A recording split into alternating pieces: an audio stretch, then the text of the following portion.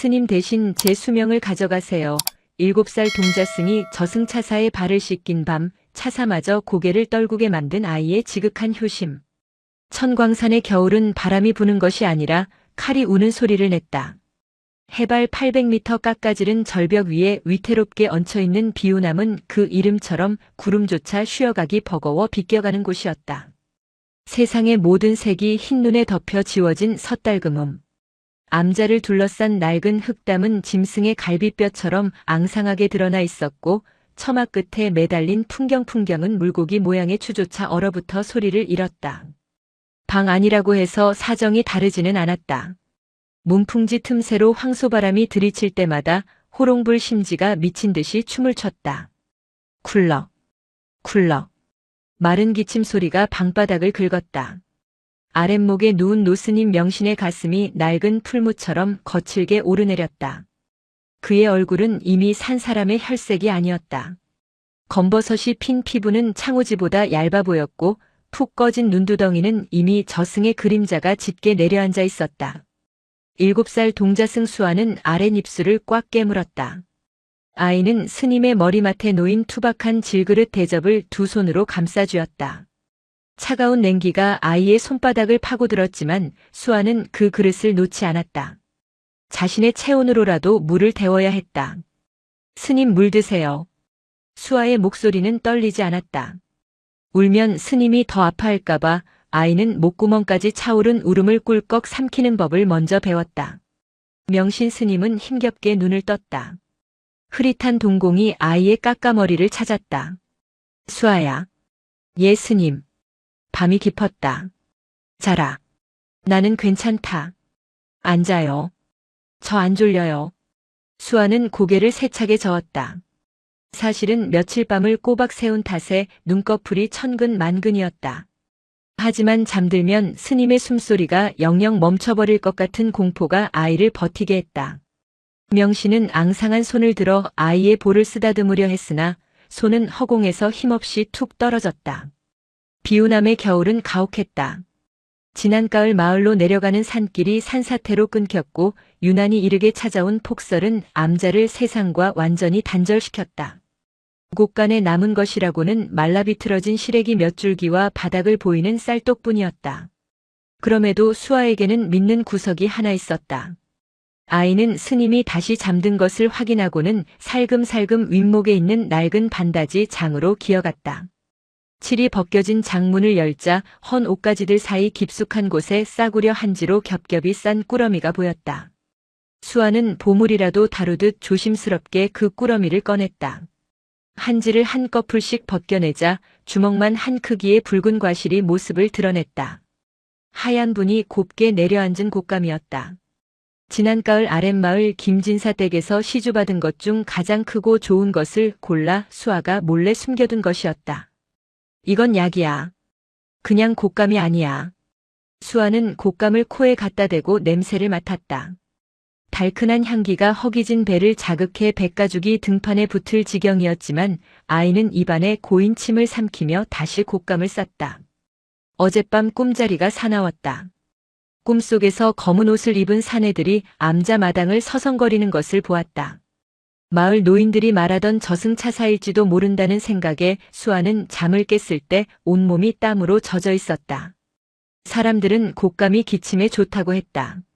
하지만 수아는 곶감을 아끼고 또 아꼈다. 이것은 단순한 먹거리가 아니었다. 스님이 정말로 위독해져서 아무것도 넘기지 못할 때 그때 이 곶감을 다려드리면 기적처럼 눈을 뜨실 거라고 믿었다.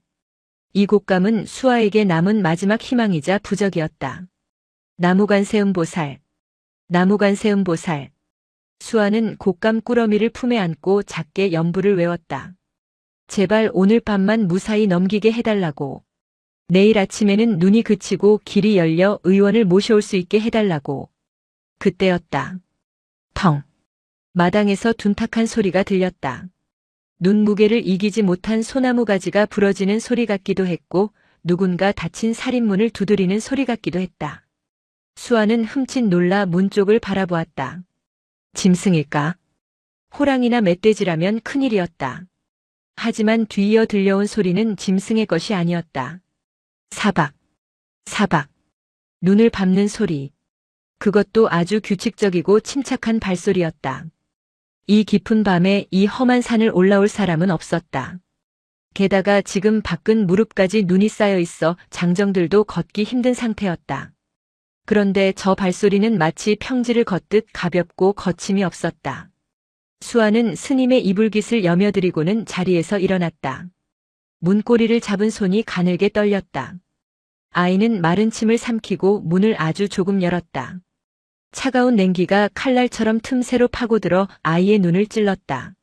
마당 한가운데 하얀 눈밭 위에 먹물 한 방울을 떨어뜨린 듯 검은 형체가 서 있었다. 달빛조차 없는 금은밤이었지만 눈에 반사된 희미한 빛으로 그 형체의 윤곽이 드러났다.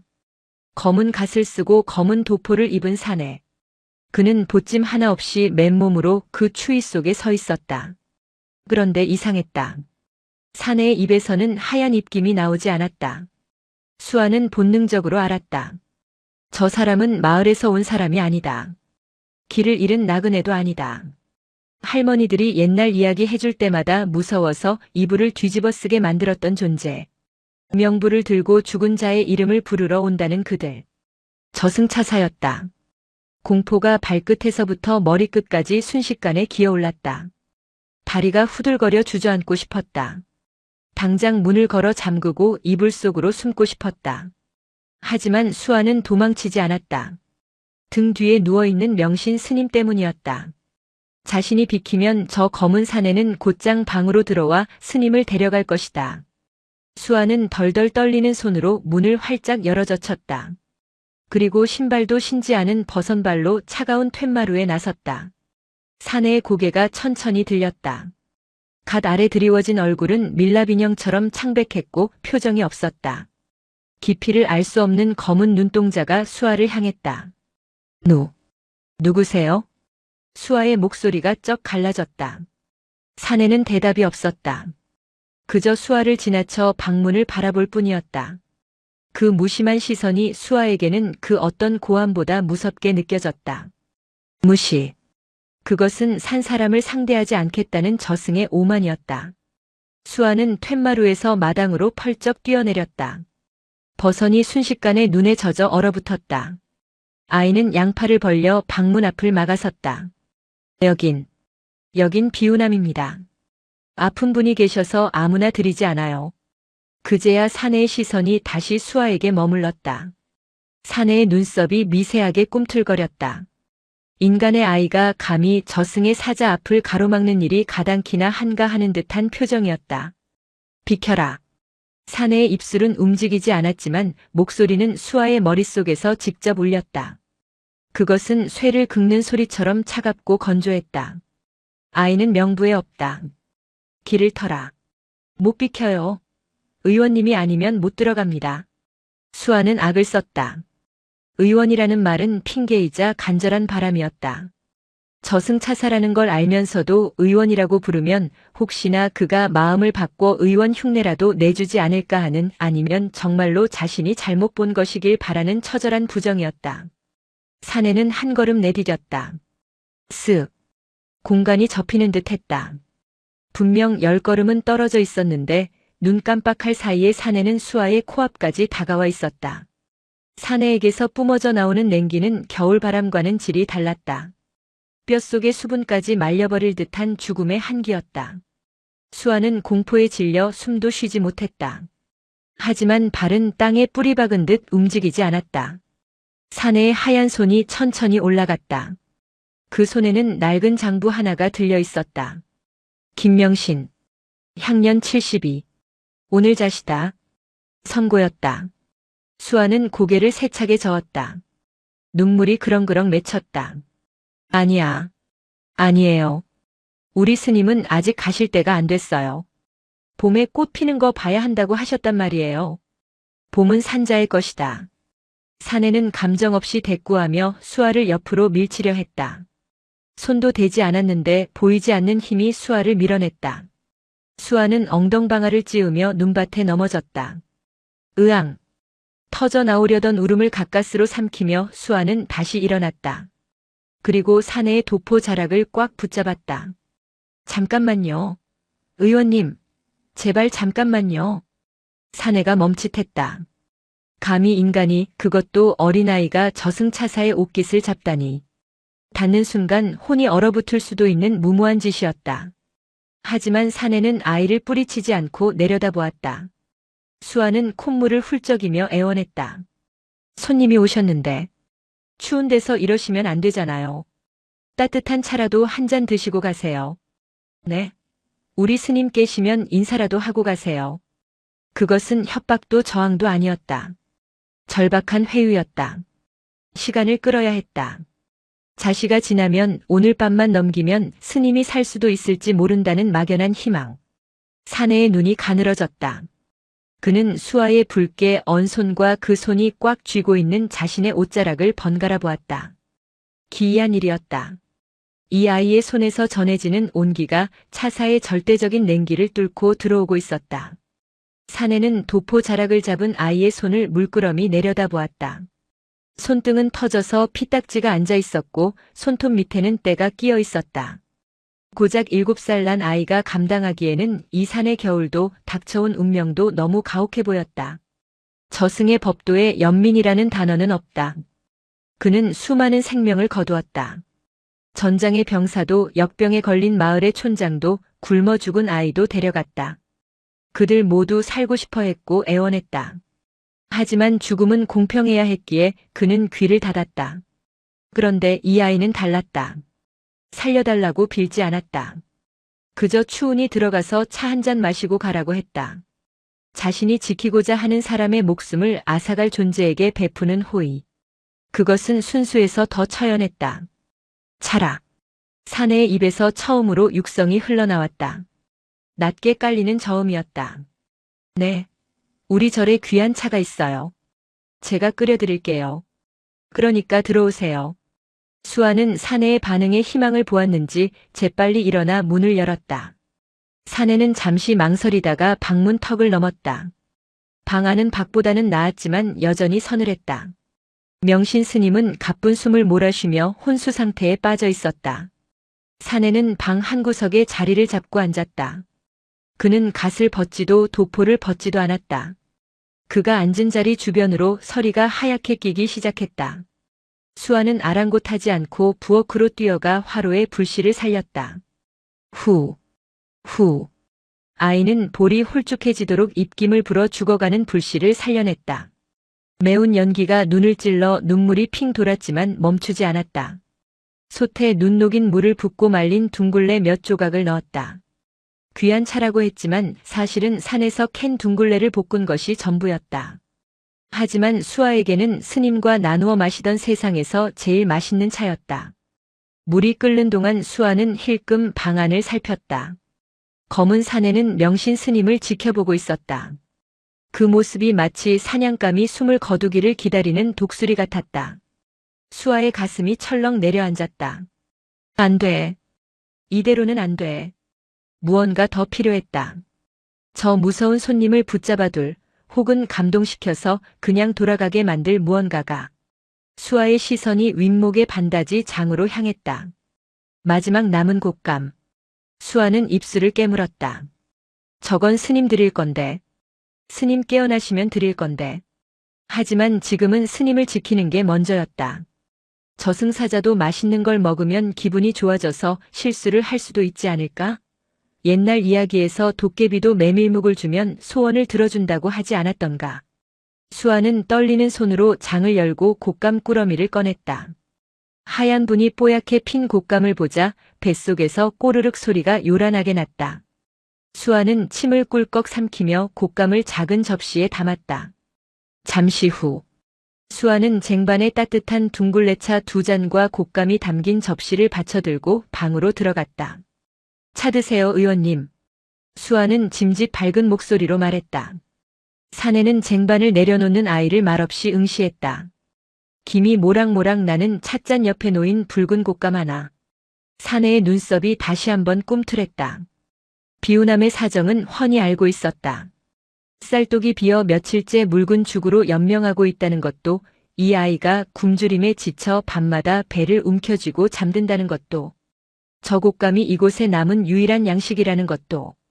이것은 내가 먹어야 할 것 아니냐? 사내가 물었다. 수아는 고개를 저었다. 아니에요. 손님 오시면 대접하는 게 도리라고 스님이 가르치셨어요. 그리고 수아는 말끝을 흐리며 곶감을 바라보았다. 눈동자에 아쉬움이 그득했다. 그리고요? 단 거 먹으면 기분이 좋아지거든요. 의원님도 이거 드시고 기분 좋아지셔서 우리 스님 안 아프게 해주셨으면 해서요. 수아는 곶감을 사내 쪽으로 쑥 밀었다. 아이의 손가락 끝은 동상으로 퉁퉁 부어 있었다.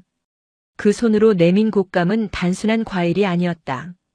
아이의 생명, 아이의 전부였다. 사내는 곶감을 집어들지 않았다. 대신 품에서 검은 장부를 꺼내 펼쳤다. 촤르륵. 종이 넘가는 소리가 빗소리처럼 들렸다. 김명신. 그는 이미 5년 전에 죽었어야 할 목숨이다. 사내의 건조한 목소리가 방 안의 공기를 얼렸다. 5년 전 대흉년이 들었을 때 자신의 목숨값을 헐어 마을 아이들에게 죽을 쑤어 먹였다. 그때 하늘이 감동하여 수명을 5년 늘려주었지. 그 시간이 오늘 끝나는 것이다. 수아는 눈을 동그랗게 떴다. 5년 전이라면 자신이 이 절에 처음 왔을 때였다. 부모를 잃고 거적에 쌓여 절 앞에 버려졌던 자신을 거두어준 날. 그럼 스님이 저 때문에. 그래. 너를 살리느라 자신의 기운을 다 썼다. 이제 그 값을 치르는 것이다. 억울할 것 없다. 사내는 장부를 탁 덮었다. 시간이 되었다. 사내가 자리에서 일어났다. 그의 그림자가 명신 스님의 몸 위로 길게 드리워졌다. 안 돼요. 수아는 찻상을 엎으며 사내의 다리를 붙잡았다. 뜨거운 찬물이 방바닥에 쏟아졌지만 신경 쓸 겨를이 없었다. 제가 갈게요. 스님 대신 제가 가면 되잖아요. 수아는 울부짖었다. 저는 밥도 많이 먹고 할 줄 아는 것도 없고 맨날 잠만 자요. 스님은 아직 하실 일이 많아요. 마을 사람들도 돌봐야 하고 불공도 드려야 하고. 그러니까 제가 갈게요. 사내는 내려다보았다. 자신의 다리에 매달려 엉엉 우는 아이. 콧물과 눈물로 범벅이 된 얼굴. 저승의 법도상 수명은 거래의 대상이 될 수 없다. 누군가 대신 죽는다고 해서 정해진 운명이 바뀌는 것은 아니다. 그것이 세상의 이치다. 그런데 이 아이는 그 이치를 모르기에 너무나 쉽게 자신의 목숨을 내던지고 있었다. 너는 죽음이 무엇인지 아느냐? 몰라요. 무서운 거 알아요. 그래도 스님 없으면 저도 어차피 죽어요. 사내는 잠시 침묵했다. 그의 시선이 바닥에 뒹구는 곶감에 머물렀다. 먼지가 묻은 곶감.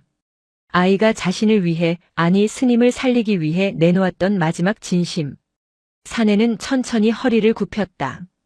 그리고 바닥에 떨어진 곶감을 주워들었다. 차가운 손가락이 곶감의 표면을 스쳤다. 이 곶감. 사내가 입을 열었다. 먼지가 묻었구나. 닦아드릴게요. 씻어오면 돼요. 수아가 급히 소리쳤다. 아니다. 사내는 고개를 저었다. 그리고 믿을 수 없는 행동을 했다. 먼지가 묻은 곶감을 자신의 입으로 가져가 한 입 베어 문 것이다. 아삭. 쫄깃한 과육이 씹히는 소리가 적막한 방 안에 울렸다. 저승차사는 인간의 음식을 먹지 않는다. 먹을 필요도 없고 맛을 느낄 수도 없다. 하지만 그는 지금 씹고 있었다. 아이의 희생을, 아이의 효심을, 그 달고도 쓴 인간의 마음을. 곶감 하나를 다 삼킨 사내가 다시 수아를 보았다. 그의 눈빛이 이전과는 조금 달라져 있었다. 얼음장 같던 눈동자 깊은 곳에서 희미한 파동이 일렁였다. 달구나. 그 짧은 한마디가 수아의 가슴을 쳤다. 맛있으세요? 그럼 이제 우리 스님. 법도는 바꿀 수 없다. 사내는 단호하게 잘라 말했다. 수아의 얼굴이 절망으로 일그러졌다. 역시 안 되는 것인가? 곶감으로도 저승사자의 마음을 돌릴 수는 없는 것인가? 사내는 다시 스님 쪽으로 다가갔다. 그리고 손을 뻗어 스님의 가슴 위에 얹으려 했다. 그 순간이었다. 잠깐만요. 그럼 마지막으로 부탁 하나만 들어주세요. 수아는 다급하게 외쳤다. 이제 때를 써서 될 일이 아니라는 것을 알았다. 아이는 본능적으로 다른 방법을 찾았다. 뭔가. 사내의 손이 허공에서 멈췄다. 스님 가시는 길. 춥지 않게 해드리고 싶어요. 그리고 의원님도 많이 걸으셔서 발이 아프실 텐데. 수아는 숨을 헐떡이며 말했다. 눈빛이 흔들렸지만 결의에 차 있었다. 제가 발을 씻겨드릴게요. 스님도 의원님도 깨끗한 몸으로 가셔야죠. 이것은 시간을 끌기 위한 핑계가 아니었다. 마지막 가는 길에 대한 예우였다. 그리고 자신을 데려가지 않는 대신 스님을 데려가는 저승사자에 대한 원망을 넘어선 어떤 숭고한 체념과 동사였다. 사내는 멈칫했다. 저승차사의 발을 씻기겠다니. 저승차사의 발은 이승과 저승을 오가며 수많은 원혼과 업보를 밟고 다니는 곳이다. 그 냉기와 무게는 인간이 감당할 수 있는 것이 아니다. 그런데 고작 7살 난 아이가 그 발을 씻기겠다고 나선 것이다. 후회할 텐데. 안 해요. 수아는 부엌으로 뛰쳐나갔다. 잠시 후 김이 나는 대야와 수건을 들고 들어왔다. 사내는 흥미롭다는 듯, 아니 경이롭다는 듯 아이를 지켜보았다. 수아는 먼저 사내의 앞에 대야를 놓았다. 그리고 무릎을 꿇었다. 발을 주시겠어요? 사내는 잠시 망설이다가 도포 자락을 걷고 한쪽 발을 내밀었다. 창백하다 못해 푸르스름한 발. 핏기 하나 없이 매끈한 그 발은 닿기만 해도 동상에 걸릴 듯 차가워 보였다. 수아는 주저없이 따뜻한 물에 손을 적시고 사내의 발을 잡았다. 윽. 수아의 입에서 짧은 비명이 터져나왔다. 얼음을 잡은 것 같았다. 아니, 불에 댄 것처럼 뜨거운 차가움이었다. 손바닥 피부가 쩍 달라붙는 듯한 고통이 밀려왔다. 하지만 수아는 손을 떼지 않았다. 수아의 고사리 같은 손이 차사의 발을 감쌌다. 물은 따뜻했지만 차사의 발이 닿는 순간 급격하게 식어갔다. 수아는 이를 악물었다. 손끝 감각이 사라지고 있었다. 살같이 찢어지는 듯한 통증이 손목을 타고 올라와 심장까지 찌릿하게 만들었다. 참아야 해. 이건 아무것도 아니야. 스님은 이것보다 더 아프실 거야. 수아는 떨리는 손으로 물을 끼얹으며 차사의 발등을 문질렀다. 거칠어진 아이의 손바닥이 차사의 매끄러운 피부를 스칠 때마다 스슥하는 소리가 났다. 사내는 내려다보았다. 아이는 울고 있지 않았다. 아니, 울고 있었지만 소리를 내지 않았다. 굵은 눈물방울이 뚝뚝 떨어져 대야 속으로 사라졌다. 눈물이 떨어진 자리마다 작은 파문이 일었다. 차사는 수천 년을 살면서 수많은 인간을 보았다. 살려달라며 돈을 내미는 자, 권력을 휘두르는 자, 저주를 퍼붓는 자. 하지만 자신의 발을, 죽음 그 자체인 이 발을 정성스럽게 씻겨주는 인간은 처음이었다. 그의 발에 묻어있던 저승의 먼지들이 아이의 손길에 씻겨 내려갔다. 그것은 단순히 더러움을 씻는 행위가 아니었다. 망자에 대한 예의 그리고 죽음을 집행하는 자에 대한 경외였다. 아이는 본능적으로 알고 있었다. 죽음 또한 삶의 일부이며 미워할 대상이 아니라 배웅해야 할 대상임을. 됐다. 사내가 발을 거두려 했다. 아이의 손이 붓다 못해 보라색으로 변해가고 있었다. 이대로 두면 아이의 손이 괴사할 수도 있었다. 아직 반대쪽이 남았어요. 수아는 고개를 숙인 채 고집을 부렸다. 그만해라. 내 손이 못 쓰게 된다. 손 없어도 돼요. 스님만 편안하게 가실 수 있다면. 수아의 목소리가 흐느낌으로 바뀌었다. 제가 해드릴 수 있는 게 이것밖에 없어요. 돈도 없고 쌀도 없고 곶감도 다 드렸고 제가 가진 건 이 몸뚱이밖에 없는데. 흑. 스님 가시는 길에 저승사자님 마음이라도 편하게 해드려야. 결국 수아는 참았던 울음을 터뜨렸다. 우리 스님 잘 부탁드려요. 춥지 않은 곳으로 데려가 주세요. 배고프지 않은 곳으로요. 거기선 기침 안 하게 해주세요. 으앙. 아이는 차사의 발을 끌어안고 엉엉 울었다. 차가운 저승의 발이 아이의 뜨거운 눈물에 젖었다. 기적 같은 일이 일어났다. 차사의 발에서 피어오르던 냉기가 잦아들었다. 아이가 끌어안은 부분부터 서서히 온기가 돌기 시작했다. 죽음의 상징이었던 차사의 발에 핏기가 도는 듯 붉은 기운이 감돌았다.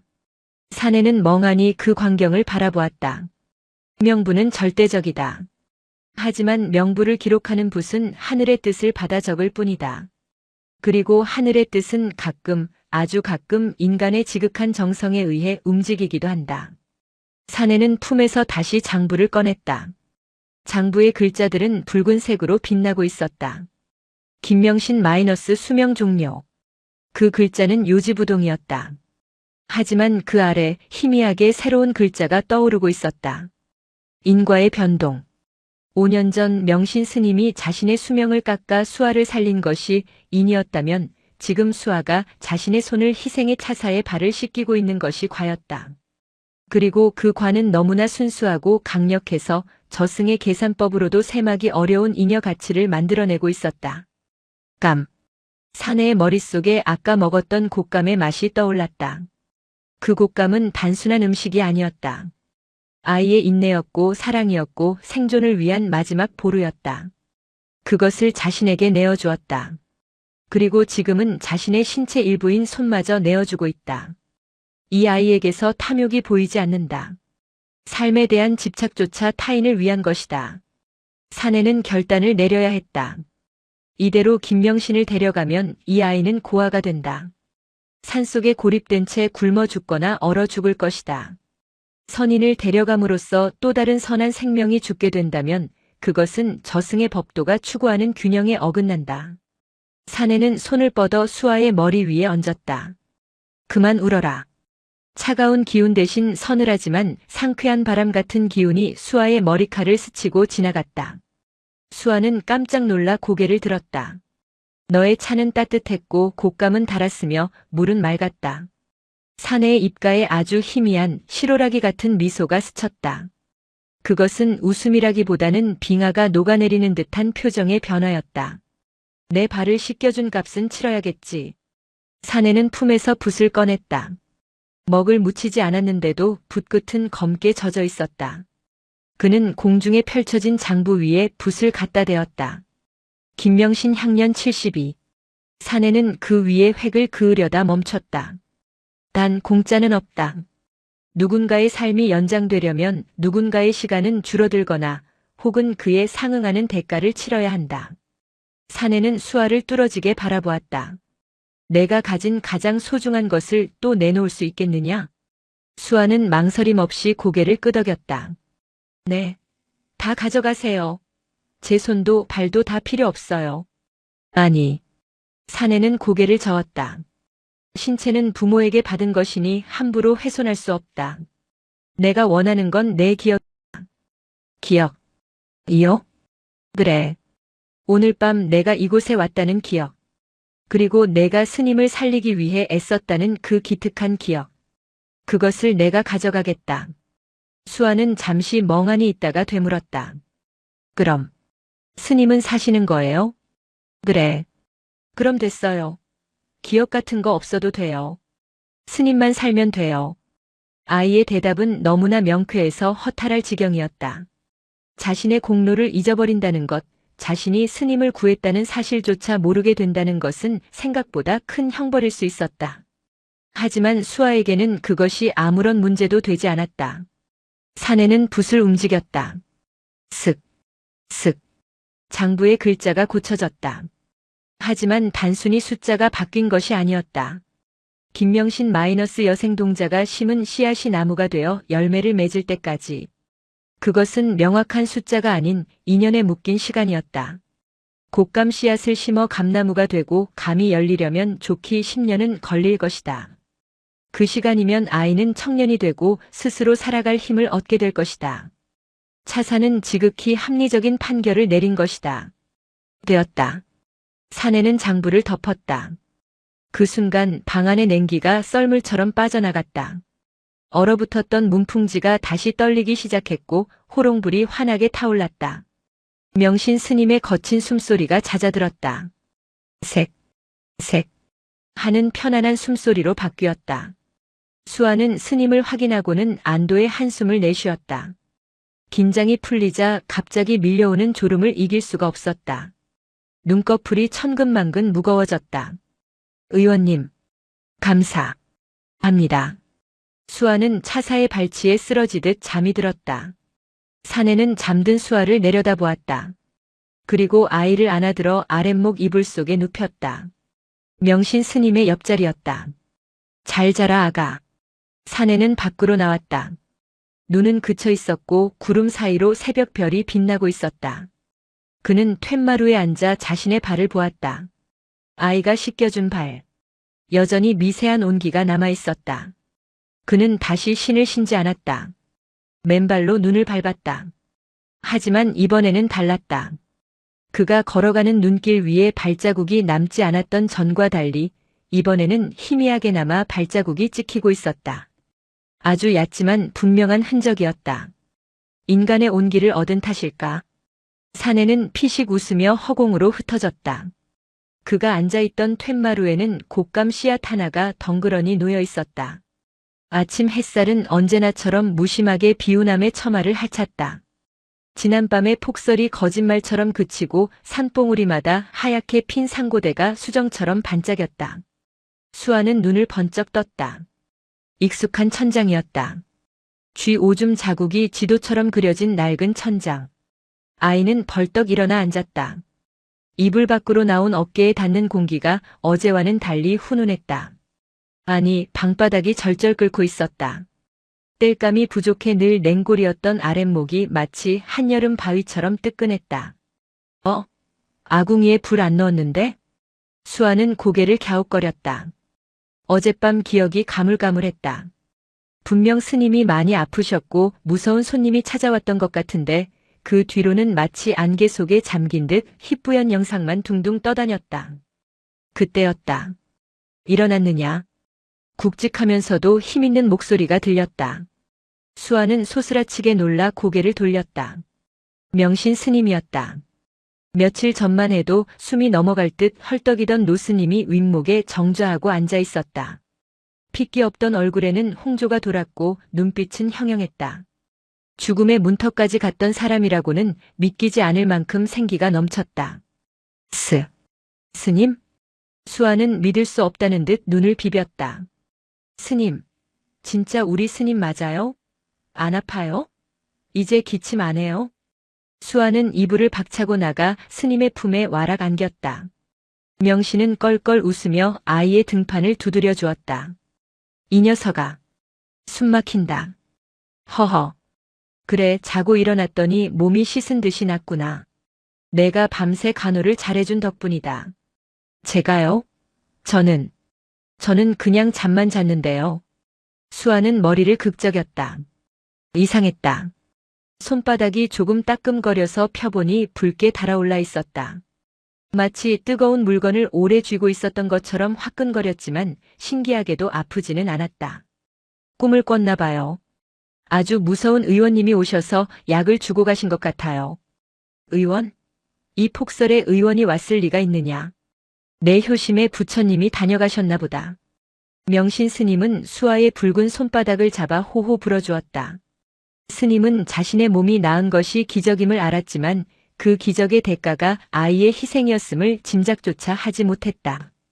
차사가 수아의 기억을 가져가면서 그 인과관계의 끈을 세상에서 지워버렸기 때문이었다. 배고프지? 밥 먹자. 명신이 자리에서 일어났다. 수아는 펄쩍 뛰며 스님을 만류했다. 안 돼요. 누워 계세요. 제가 할게요. 수아는 밖으로 뛰어나갔다. 마당은 눈부시게 하였다. 간밤에 차사가 밟고 지나간 자리에는 발자국 대신 눈이 살짝 녹아 움푹 파인 흔적만 남아 있었다. 수아는 툇마루 끝에서 무언가를 발견했다. 이게 뭐지? 검은색의 윤기나는 씨앗이었다. 납작하면서도 통통한 것이 영락없는 감씨였다. 수아는 그것을 집어들었다. 손바닥에 올려놓자 기분 좋은 온기가 전해졌다. 차가운 겨울바람 속에 방치되어 있었을 텐데도 씨앗은 갓 삶은 달걀처럼 따뜻했다. 곶감 씨앗인가? 내가 어제 곶감을 먹었나? 수아는 갸우뚱했다. 곶감을 아껴두었던 기억은 나는데 먹은 기억은 없었다. 하지만 이상하게도 그 씨앗을 보고 있으니 가슴 한구석이 몽글몽글해지고 눈물이 날 것 같았다. 그리움 같기도 하고 안도감 같기도 한 묘한 감정이었다. 수아야, 밥 짓자. 방 안에서 스님의 목소리가 들렸다. 네. 수아는 씨앗을 주머니에 넣으려다가 멈칫했다. 이 씨앗은 왠지 땅에 심어줘야 할 것 같았다. 그래야만 할 것 같은 강한 의무감이 들었다.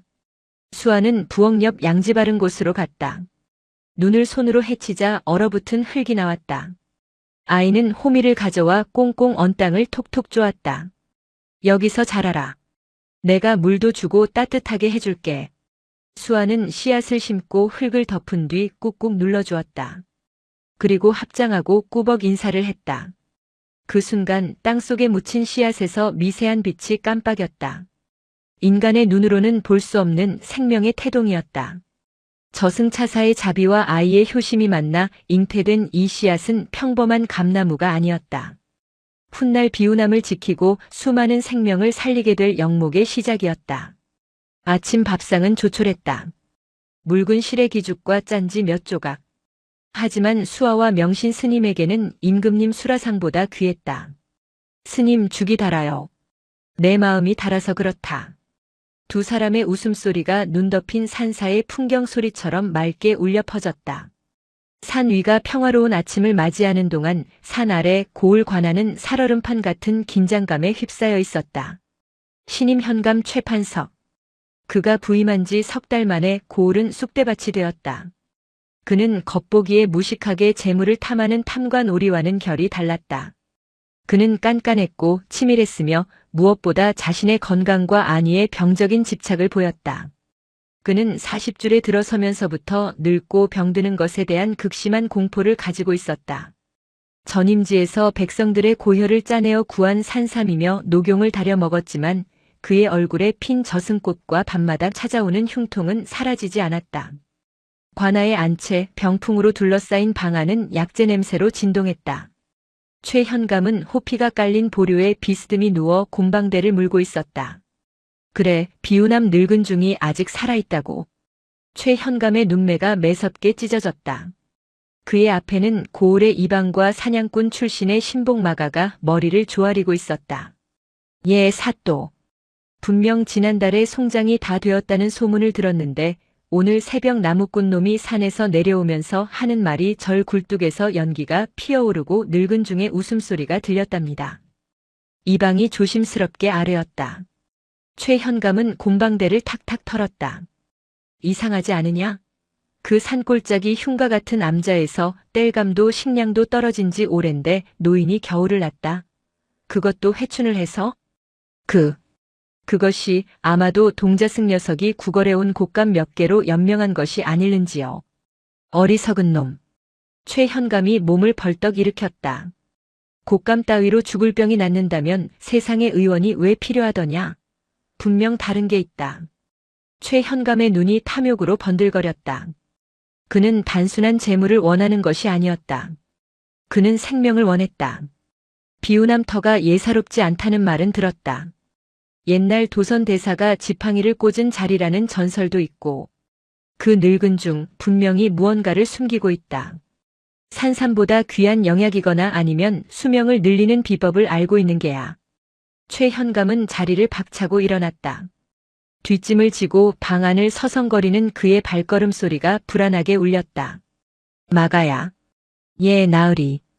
우락부락한 인상의 신복이 대답했다. 당장 산으로 올라가라. 가서 그 늙은 중을 데려와라. 아니, 정중히 모셔라. 내 직접 물어볼 것이 있으니. 길이 끊겨 눈이 허리까지 찼습니다요. 말도 못 올라갑니다. 누가 말을 타고 가라더냐? 길을 뚫어서라도 모셔 오란 말이다. 만약 거절하거든. 최현감은 입가에 비릿한 미소를 지었다. 그 꼬맹이를 볼모로 잡아라. 늙은 중이 제 목숨보다 아끼는 놈이라 들었다. 아이를 데려오면 제 발로 기어 내려오겠지. 최현감은 죽음을 두려워하면서도 남의 생명을 담보로 잡는 일에는 일말의 주저함도 없었다. 그에게 타인의 고통은 자신의 생존을 위한 연료일 뿐이었다. 그리고 한 가지 더. 최현감이 문을 나서려는 마가를 불러 세웠다. 절 주변을 샅샅이 뒤져라. 특히 오래된 나무 밑이나 바위 틈을 잘 살펴. 신비한 기운이 느껴지는 것이라면 풀포기 하나라도 놓치지 말고 가져와야 한다. 분부 받잡겠습니다. 마가가 물러가자 최현감은 다시 자리에 누웠다. 가슴 통증이 찌릿하게 밀려왔다. 그는 품속에서 작은 거울을 꺼내 자신의 얼굴을 비춰보았다. 거울 속의 남자는 공포에 질려 있었다. 죽을 수 없어. 나는 더 살아야 해. 더 높이 올라가야 한단 말이다. 그의 집착은 광기에 가까웠다. 그리고 그 광기의 화살은 이제 평화로운 비우남 그리고 갓 심은 씨앗을 향해 조준되고 있었다. 사흘 뒤 비우남으로 통하는 산길에는 거친 숨소리와 욕설이 난무했다. 에이, 퇴. 빌어먹을 눈. 파도 끝이 없네. 관아의 포졸들과 마가가 이끄는 사내들이 눈길을 뚫고 있었다. 그들은 삽과 괭이로 눈을 퍼내며 길을 만들었다. 순전히 최현감의 억지 명령 때문이었다. 같은 시각 비우남 마당. 수아는 빗자루를 들고 마당을 쓸고 있었다. 며칠 사이 날씨가 많이 풀려 눈이 녹고 있었다. 아이가 심어둔 씨앗자리의 흙도 촉촉하게 젖어 있었다. 수아야, 누가 오는 것 같구나. 법당에서 예불을 드리던 명신 스님이 밖으로 나왔다. 산속 생활을 오래 한 스님의 귀는 바람소리 속에서도 낯선 기척을 감지했다. 누가요? 덕구 아저씨인가? 수아는 까치발을 들고 살인문 쪽을 보았다. 잠시 후 왁자지껄한 소리와 함께 문이 벌컥 열렸다. 아이고 되다 돼. 여기가 사람이 살 때야? 붉은 띠를 두른 관복 차림의 사내들과 험상궂은 장정들이 우르르 마당으로 들이닥쳤다. 그들의 신발에는 진흙과 눈이 엉겨 붙어 있었다. 깨끗하게 쓸어놓은 마당이 순식간에 더러워졌다. 수아는 빗자루를 꼭 쥐고 뒷걸음질 쳤다. 저승사자보다 더 무서운 기운을 풍기는 살아있는 사람들이었다. 가장 앞에 선 덩치 큰 사내, 마가가 거만한 표정으로 명신 스님을 훑어보았다. 내 놈이 이곳 주지냐? 말씀을 삼가시지요. 부처님 도량입니다. 명신 스님은 합장하며 차분하게 대꾸했다. 그의 목소리에는 위엄이 서려 있었다. 마가는 코웃음을 쳤다. 부처? 우리 사또 나으리 말씀이 곧법이다. 최현감 나으리께서 너를 찾으신다. 좋은 말로 할 때 따라 나서라. 소승은 산을 내려가지 않은 지 10년이 넘었습니다. 또한 지금은 동안거 기간이라 저를 비울 수 없습니다. 이 늙은이가 말귀를 못 알아먹네. 마가가 성큼성큼 다가왔다. 수아는 빗자루를 던지고 스님 앞을 막아섰다. 우리 스님 괴롭히지 마세요. 나가세요. 7살 아이가 양팔을 벌리고 거구의 사내 앞을 막아섰다. 그 모습이 마치 사마귀가 수레바퀴를 막는 꼴이었지만 수아의 눈빛만은 맹수처럼 매서웠다. 마가는 귀찮다는 듯 손을 휘저었다. 비켜, 이 조그만 개. 그의 손이 수아의 어깨를 밀쳤다. 수아는 힘없이 나뒹굴었다. 하필 넘어진 곳은 아이가 며칠 전 씨앗을 심어둔 그 자리였다. 수아야. 명신 스님이 아이를 일으키려 다가갔다. 그때 마가가 스님의 팔을 낚아챘다. 곱게 가자니까. 사또께서 내 놈의 그 오래 사는 비법을 궁금해하신다.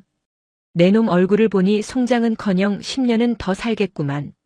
뭘 먹었는지 바른 대로 불고 약재를 바치면 목숨은 살려주신단다. 비법이라니요. 가당치 않습니다. 소승은 그저. 시끄럽다. 끌고 가. 마가의 명령에 포졸들이 달려들어 스님을 포박하려 했다. 안 돼. 우리 스님 잡아가지 마. 수아는 넘어진 자리에서 일어나 마가의 다리를 물어뜯었다. 아, 이 독한 놈이. 마가가 비명을 지르며 다리를 털었다. 수아는 떨어져 나가면서도 흙바닥을 손으로 긁었다. 아이의 손톱 밑에 검은 흙이 박혔다. 그리고 그 흙 속에 묻혀있던 씨앗이 밖으로 튀어나왔다. 아무도 보지 못했다. 흙투성이가 된 작은 씨앗이 마가의 발길질에 채어 마당 구석, 바위 틈새로 굴러들어가는 것을. 수아야, 괜찮다. 가만히 있거라. 명신 스님은 몸부림치는 수아를 눈빛으로 제지했다. 내 발로 가겠소. 아이는 건드리지 마시오. 진작 그럴 것이지. 마가는 침을 뱉으며 온매무새를 다듬었다. 스님, 스님. 수아는 울먹이며 스님의 옷자락을 잡았다. 명씨는 묶인 손으로 어렵게 수아의 머리를 쓰다듬었다. 수아야, 나는 괜찮다. 금방 다녀올 테니 저를 지키고 있거라. 밥 꼬박꼬박 챙겨 먹고 불 꺼뜨리지 말고. 싫어요. 같이 갈래요? 안 된다. 이곳은 내 집이다. 집주인이 집을 비우면 쓰나. 내가 올 때까지 기다려라. 명신의 목소리는 단호했다. 그는 자신이 관아로 끌려가면 험한 꼴을 당할 것을 직감했다. 아이에게 그 모습을 보여줄 수는 없었다. 또한 아이가 이곳에 남아 있어야만 자신도 살아서 돌아올 명분이 생기는 것이었다. 스님은 포졸들에게 이끌려 살인문을 나섰다. 하얀 눈길 위로 흙탕물 같은 발자국들이 어지럽게 찍혔다. 스님, 스님. 수아는 살인문 밖까지 쫓아나가며 울부짖었다. 하지만 포졸 중 하나가 살인문을 쾅 닫고 빗장을 걸어버렸다. 조용히 하고 있어. 쫓아오면 늙은 중 다리가 부러질 줄 알아. 협박과 함께 발자국 소리가 멀어졌다. 텅 빈 마당. 수아는 닫힌 문 앞에 주저앉았다. 세상이 다시 무너져 내리는 것 같았다. 저승사자가 다녀간 날보다 더 춥고 무서웠다. 으앙. 아이는 목 놓아 울었다. 그때였다. 마당 구석 바위 틈 굴러떨어진 씨앗 위로 수아의 눈물 한 방울이 바람에 실려 톡 떨어졌다. 어둠 속 차가운 바위 틈새에 끼어있던 씨앗 껍질이 미세하게 갈라졌다. 그 안에서 아주 여린 하지만 붉은 빛을 띠는 새싹이 고개를 내밀었다. 그것은 생명이라기보다는 불씨에 가까웠다. 분노와 슬픔 그리고 간절함이 만들어낸 기묘한 싹이었다. 바람이 불었다.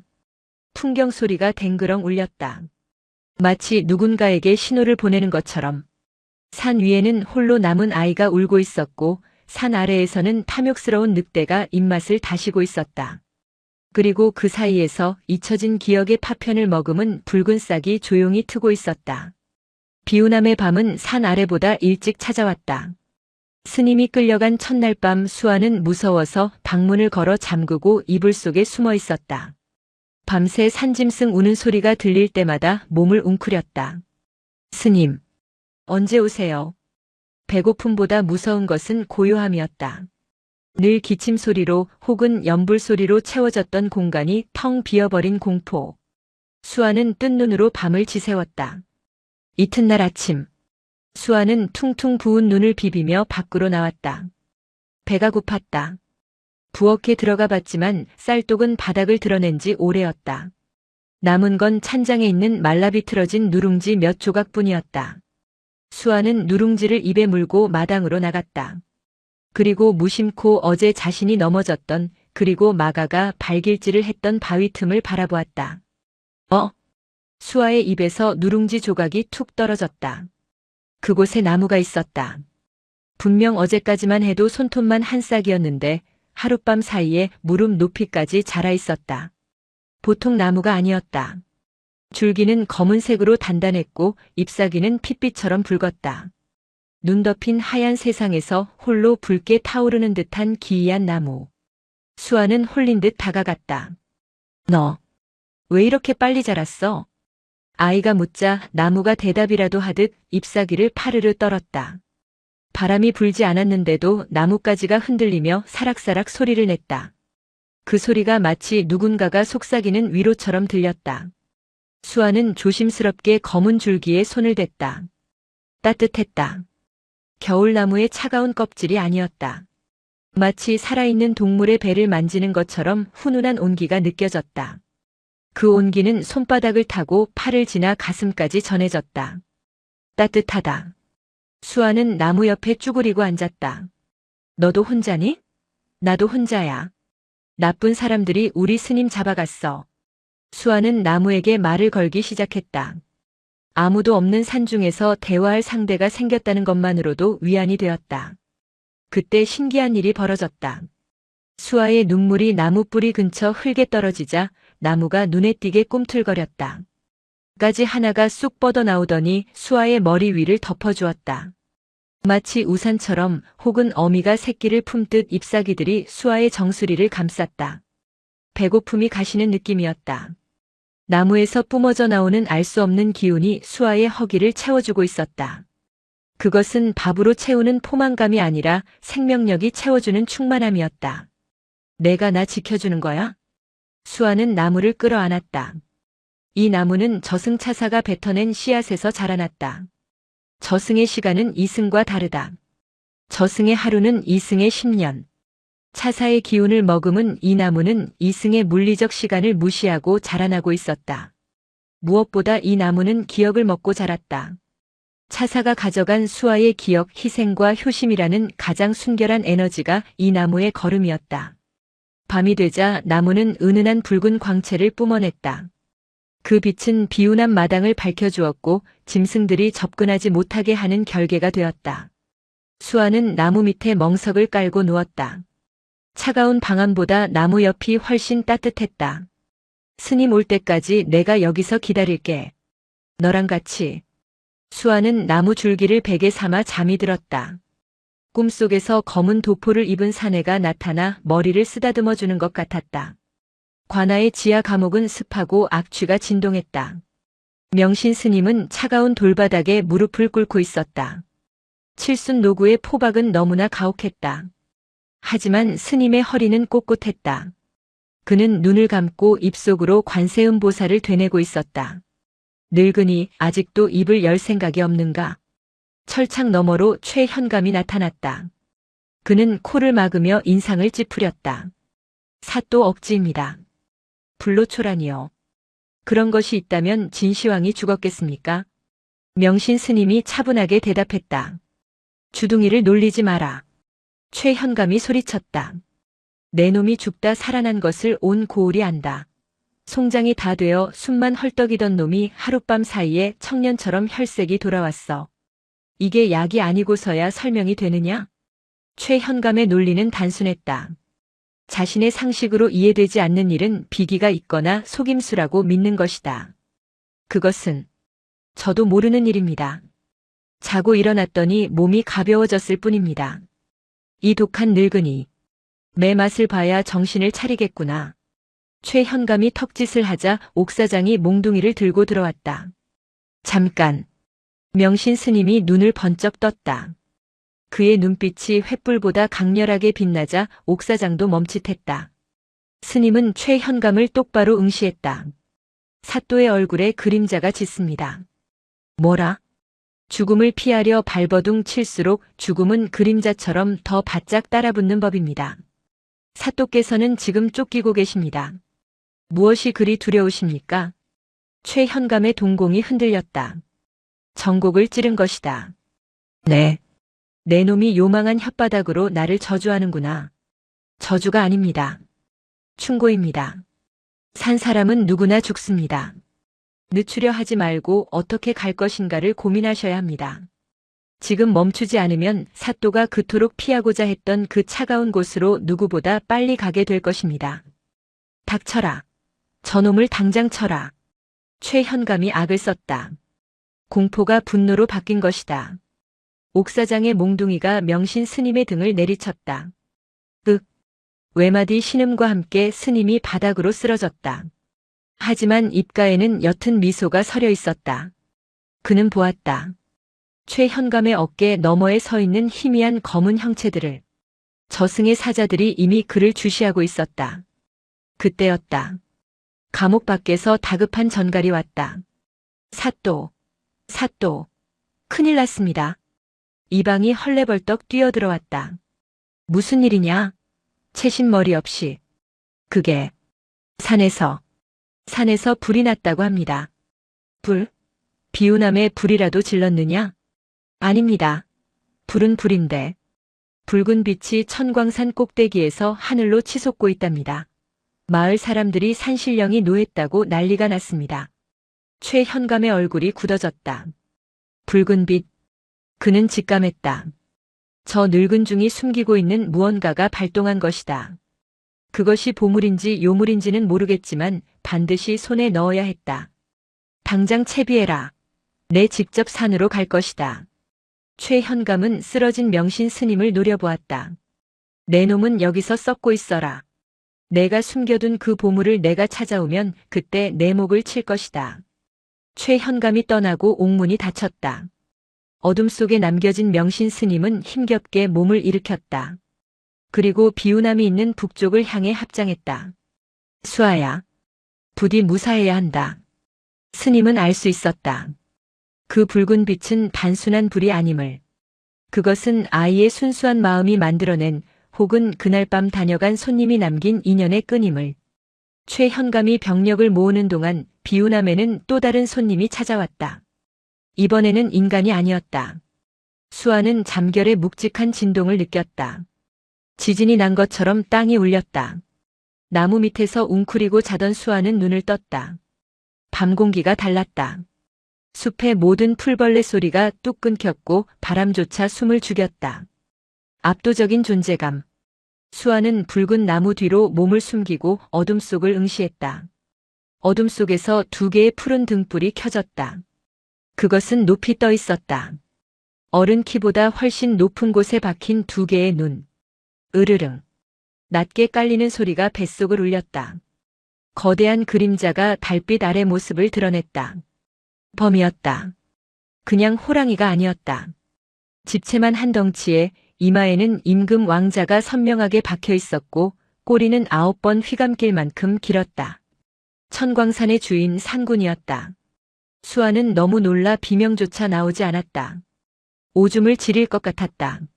할머니들이 말하던 곶감 주면 안 잡아먹지의 그 호랑이가 진짜로 눈앞에 나타난 것이다. 상구는 천천히 비운한 마당으로 들어섰다. 그의 발바닥이 눈을 밟을 때마다 뿌둑 소리가 났다. 상구는 곧장 수아에게 달려들지 않았다. 대신 그가 향한 곳은 수아가 기대고 있는 붉은 나무였다. 상구는 나무 주위를 빙빙 돌았다. 코를 킁킁거리며 냄새를 맡았다. 이 냄새는 상구는 알고 있었다. 이것은 이승의 냄새가 아니었다. 며칠 전밤 산 전체를 얼려버릴 듯한 냉기를 내뿜으며 지나갔던 그 존재의 흔적이었다. 저승차사. 상군과 같은 영물들은 저승차사를 본능적으로 두려워하고 경외한다. 그들은 생사의 질서를 관장하는 절대자이기 때문이다. 그런데 그 차사의 기운이 이 조그만 나무와 그 밑에 떨고 있는 아이에게서 진동하고 있었다. 상구는 걸음을 멈추고 수아와 눈을 마주쳤다. 수아는 덜덜 떨면서도 나무를 꼭 끌어안았다. 마치 나무가 자신을 지켜줄 방패라도 되는 것처럼. 저리 가. 이거 우리 나무야. 먹는 거 아니야. 수아가 쥐어짜듯 소리쳤다. 산군의 입가가 실룩였다. 인간의 아이가 감히 산군에게 소리를 치다니. 보통 같았으면 한 입거리도 안 될 목숨이었다. 하지만 상구는 앞발을 굽혔다. 그리고 거대한 머리를 숙였다. 공격 자세가 아니었다. 그것은 절이었다. 상구는 이 나무와 아이에게서 차사의 인을 보았다. 이 아이는 차사가 선택한 존재다. 차사가 자신의 발을 씻기게 허락한 유일한 인간. 그러므로 이 산의 주인인 자신조차도 함부로 할 수 없는 귀한 존재인 것이다. 상구는 나무 뿌리 근처에 털썩 주저앉았다. 그리고 혀로 자신의 앞발을 핥으며 자리를 잡았다. 마치 문지기처럼. 수아는 눈을 깜빡였다. 호랑이가 자신을 잡아먹지 않고 오히려 마당에 드러누워 하품을 하고 있었다. 잡아먹어? 상구는 귀찮다는 듯 귀를 한번 털고는 눈을 감았다. 그때 나무의 붉은 잎사귀들이 흔들리며 가루 같은 빛을 상군의 몸 위로 뿌렸다. 상군의 몸에 있던 자잘한 상처들이 그 빛을 받자 빠르게 아물었다. 상군은 기분 좋은 듯 크르릉 소리를 냈다. 이 나무는 생명을 살리는 힘이 있었다. 상군은 그것을 알고 이곳을 지키기로 한 것이다. 이 나무 곁에 있으면 자신의 영역도 강해질 것임을 직감했다. 수아는 조심스럽게 나무 뒤에서 나왔다. 그리고 상군의 엉덩이 쪽을 톡 건드려 보았다. 따뜻하고 푹신했다. 야옹아. 수아에게는 집채만 한 호랑이도 그저 큰 고양이로 보이기 시작했다. 아이의 순수함은 공포를 금방 잊게 했다. 너 여기서 잘 거야? 그럼 나랑 같이 자. 수아는 산군의 배 쪽에 몸을 기댔다. 나무의 온기와 산군의 체온이 더해지자 추위는 완전히 사라졌다. 비우남에는 이제 기묘한 동거가 시작되었다. 저승차사의 나무 산의 주인인 호랑이, 그리고 그 사이에서 잠든 동자승. 이 평화롭고도 위태로운 풍경 뒤로 횃불을 든 수십 명의 인간들이 산을 오르고 있었다. 최현감과 마가 그리고 탐욕의 눈이 먼 병사들이었다. 그들이 비우남에 도착했을 때 마주하게 될 것은 단순한 늙은 중과 아이가 아니었다. 인간이 범접해서는 안 될 신역이 그들을 기다리고 있었다. 다음 날 정오. 최현감 일행은 숨을 헐떡이며 비우남 입구에 도착했다. 밤새 산을 올라오느라 몰골이 말이 아니었지만 최현감의 눈은 더욱 광기로 번들거렸다. 절은 고요했다. 하지만 마당 한가운데 붉은 빛을 띠는 괴이한 나무 한 그루가 서 있는 것이 보였다. 저것이다. 최현감이 소리쳤다. 저 나무. 저것이 바로 그 비법이다. 한겨울에 잎이 무성하고 빛이 나는 나무라니. 저 열매를 먹으면 불로장생할 것이 분명하다. 나무에는 아직 열매가 없었지만 최현감의 눈에는 환상이라도 보이는 듯 했다. 여봐라. 당장 저 나무를 뿌리째 캐내라. 그리고 저 안에 숨어있는 놈들을 끌어내라. 병사들이 창과 삽을 들고 우르르 몰려들어갔다. 살인문이 부서져 나갔다. 와! 함성을 지르며 마당으로 들어선 병사들. 그러나 그들은 곧장 얼어붙었다. 나무 뒤에서 누군가 천천히 걸어 나오고 있었다. 수아였다. 하지만 수아는 혼자가 아니었다. 수아의 뒤로 산처럼 거대한 그림자가 일어섰다. 황금빛 털에 검은 줄무늬. 입에서 뿜어내는 하얀 입김이 안개처럼 퍼졌다. 크앙! 상군이 포효했다. 그 소리는 단순한 짐승의 울음소리가 아니었다. 공기를 찢고 고막을 터뜨릴 듯한 굉음이었다. 병사들 중 몇몇은 그 자리에서 거품을 물고 기절했고 말들은 뒷발질을 하며 병사들을 떨어뜨렸다. 호랑이. 상군이다. 도망쳐. 대열은 순식간에 무너졌다. 최현감은 다리가 풀려 가마에서 굴러떨어졌다. 이놈들아. 도망치지 마라. 창을 던져라. 저깟 짐승 잡으면 가죽이 얼마인지 아느냐. 그는 공포에 질려서도 계산기를 두드렸다. 마가가 떨리는 손으로 활을 겨누었다. 그는 사냥꾼이었다. 평생 호랑이를 잡아보고 싶었던 욕망이 공포를 눌렀다. 저건 대물이다. 잡으면 팔자를 고친다. 마가는 활시위를 당겼다. 화살촉이 산군의 미간을 향했다. 하지만 상군은 움직이지 않았다. 대신 수아가 앞으로 나섰다. 쏘지 마. 우리 야옹이 괴롭히지 마. 수아가 양팔을 벌리고 상군 앞을 막아섰다. 비켜라, 꼬마야. 마가의 손가락이 튕겨졌다. 화살이 바람을 가르며 날아갔다. 수아를 겨냥한 것은 아니었지만 수아가 막고 있어 위험했다. 그 순간 쿵! 붉은 나무의 가지가 채찍처럼 휘어졌다. 날아오던 화살을 가지가 탁 쳐냈다. 화살은 힘없이 튕겨나가 바닥에 꽂혔다. 뭐야? 마가의 입이 떡 벌어졌다. 나무가 움직였다. 이번에는 나무의 뿌리가 땅 위로 솟구쳤다. 마치 살아있는 뱀처럼 꿈틀거리며 마가와 병사들을 향해 뻗어나갔다. 이것은 전쟁이었다. 자연과 탐욕의 전쟁. 저승의 힘을 받은 수호목과 산군, 그리고 그들을 지키려는 아이가 한편이 되고 영생을 꿈꾸는 미치광이 현감과 그의 졸개들이 한편이 된 기이한 싸움이 시작된 것이다. 수아는 더 이상 울지 않았다. 그는 뒤를 돌아 산군의 다리를 토닥였다.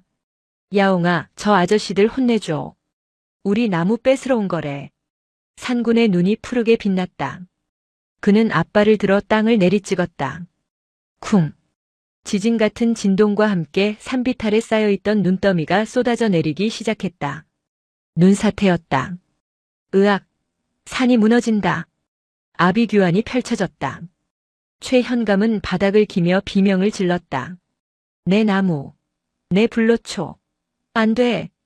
하얀 눈보라가 비우남을 집어삼킬 듯 몰려왔지만 신기하게도 붉은 나무가 뿜어내는 빛의 결계 안쪽은 고요했다. 수아와 산군은 그 빛 속에서 눈보라에 휩쓸려가는 탐욕스러운 인간들을 바라보았다. 이것은 단순한 재해가 아니었다. 저승차사가 남긴 경고이자 수아가 심은 작은 씨앗이 불러온 거대한 인과응보의 시작이었다. 관아의 지하 옥사는 빛 한 점 들지 않는 무간지옥과 같았다. 습기 찬 벽에서는 곰팡이 냄새가 진동했고 바닥을 기어다니는 쥐들의 발소리만이 정막을 깼다. 명신 스님은 가부좌를 튼 채 깊은 명상에 잠겨 있었다. 몸은 만신창이었으나 정신만은 수정처럼 맑았다. 스님의 의식은 꿈과 현실의 경계를 넘어 비운함으로 향했다. 꿈속에서 스님은 보았다. 자신이 평생을 바쳐 닦은 마당에 솟아난 붉은 기둥. 그 아래에서 평온하게 잠든 수아. 그리고 그 곁을 지키는 산의 주인. 산군이 아이를 품고 있구나. 명신은 전율했다. 저승차사가 다녀간 날 밤 단순히 자신의 수명만 늘어난 것이 아니었다. 차사는 그곳에 자신의 기운을 심어놓고 간 것이다. 그것은 아이의 효심에 대한 감복이자 저승의 법도를 건드린 것에 대한 스스로의 표식이었다.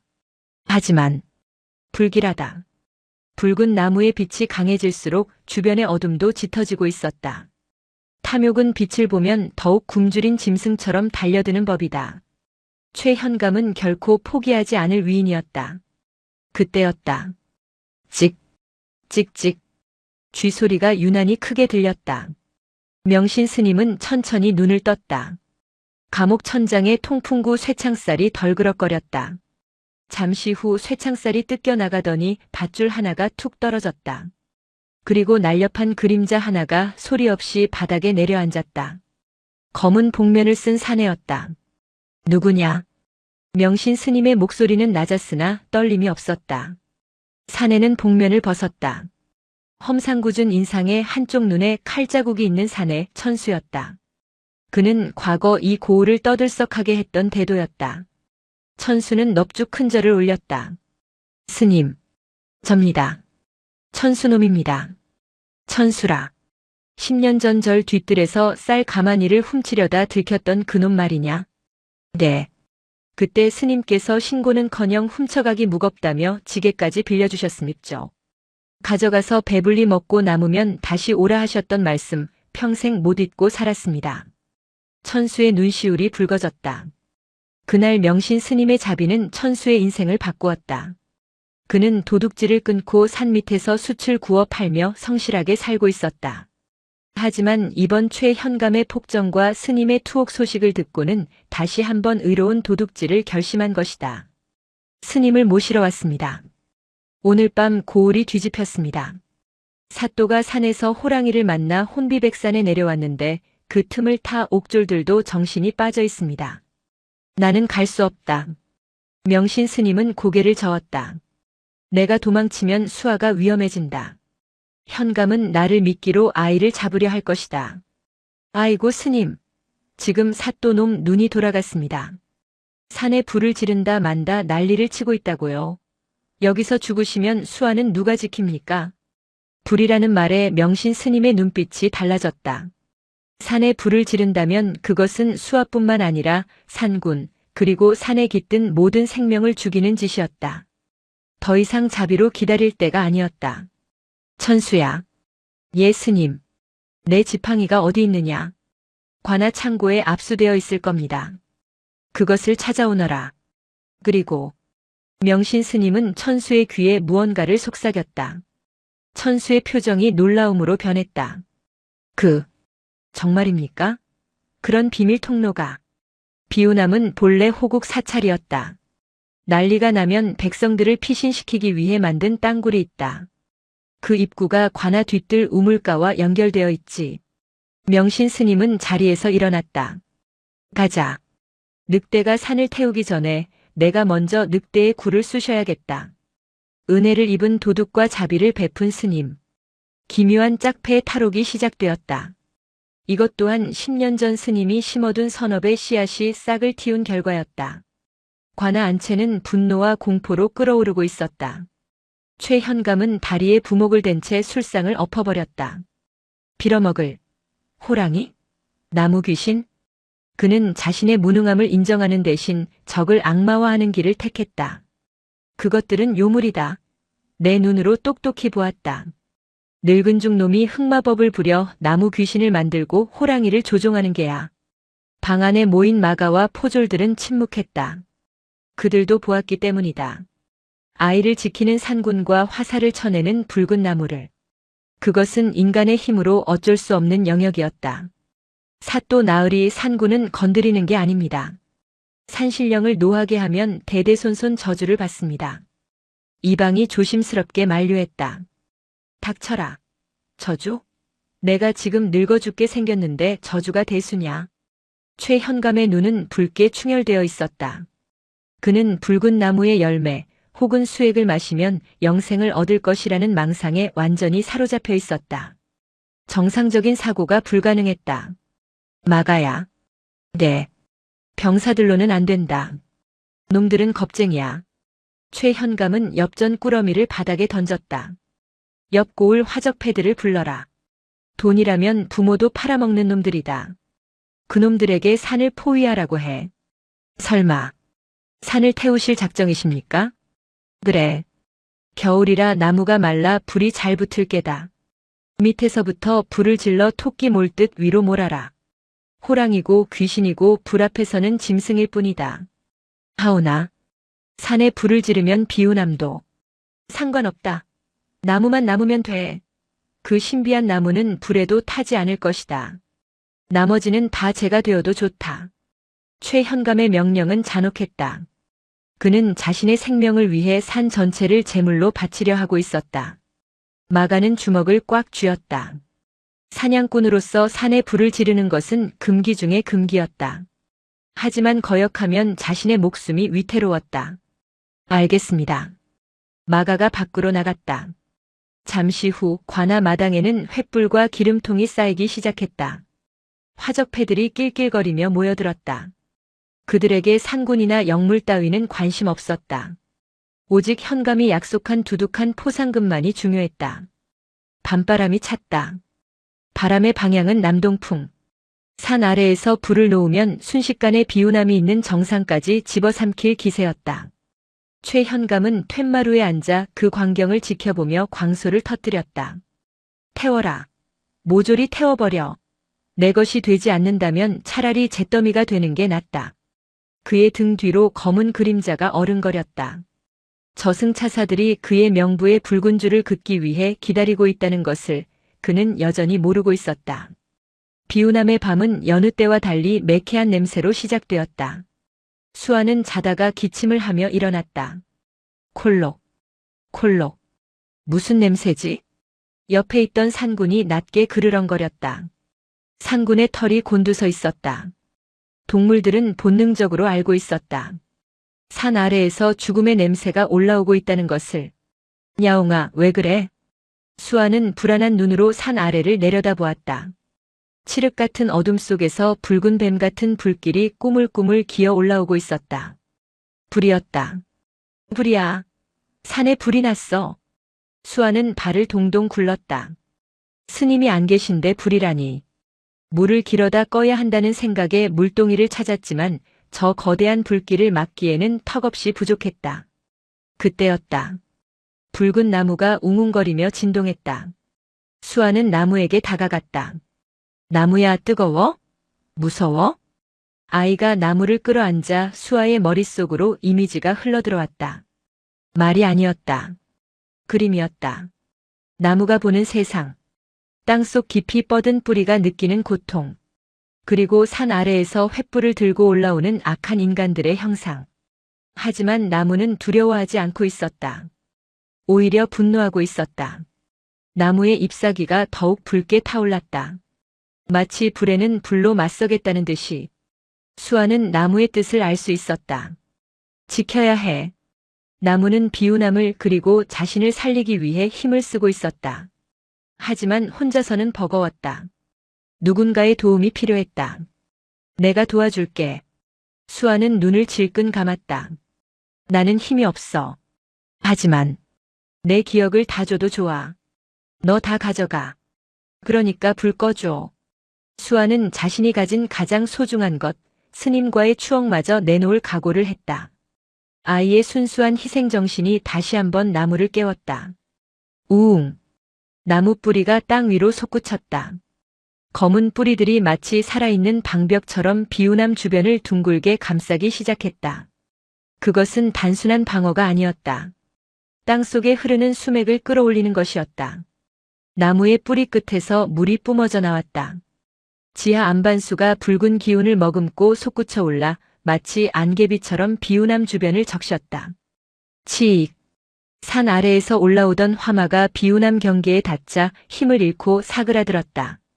하지만 불길은 끈질겼다. 기름을 먹은 불화살들이 비처럼 쏟아져 내렸다. 으앙. 수아는 산군의 배 밑으로 숨었다. 산군은 앞발로 날아오는 불화살을 쳐냈다. 그의 털 일부가 그을렸지만 산군은 물러서지 않았다. 그는 산의 왕이었다. 자신의 영토를 침범한 불청객들에게 진짜 공포를 보여줄 때가 되었다. 크아앙! 산군의 포효가 다시 한번 산을 울렸다. 이번 울음소리에는 바람을 부르는 힘이 실려 있었다. 산 정상에서부터 거센 돌풍이 불어 닥쳤다. 불길을 아래로 인간들이 있는 쪽으로 역류시키는 바람이었다. 바람이 바뀐다. 불이 우리 쪽으로 온다. 도망쳐. 산 아래 화적패들이 비명을 지르며 흩어졌다. 그 혼란스러운 전장 한복판. 나무의 보호막 안에서 수아는 눈을 떴다. 아이의 눈동자가 변해 있었다. 한쪽 눈은 평소처럼 검었지만 다른 한쪽 눈은 나무의 잎사귀처럼 붉게 빛나고 있었다. 나무와 아이의 동조가 시작된 것이다. 수아는 이제 숲의 눈으로 세상을 볼 수 있었다. 어디에 누가 숨어 있는지, 누가 아기를 품고 다가오는지 훤히 보였다. 그리고 그 붉은 시야에 산길을 뛰어 올라오는 두 명의 인형이 포착되었다. 적들이 아니었다.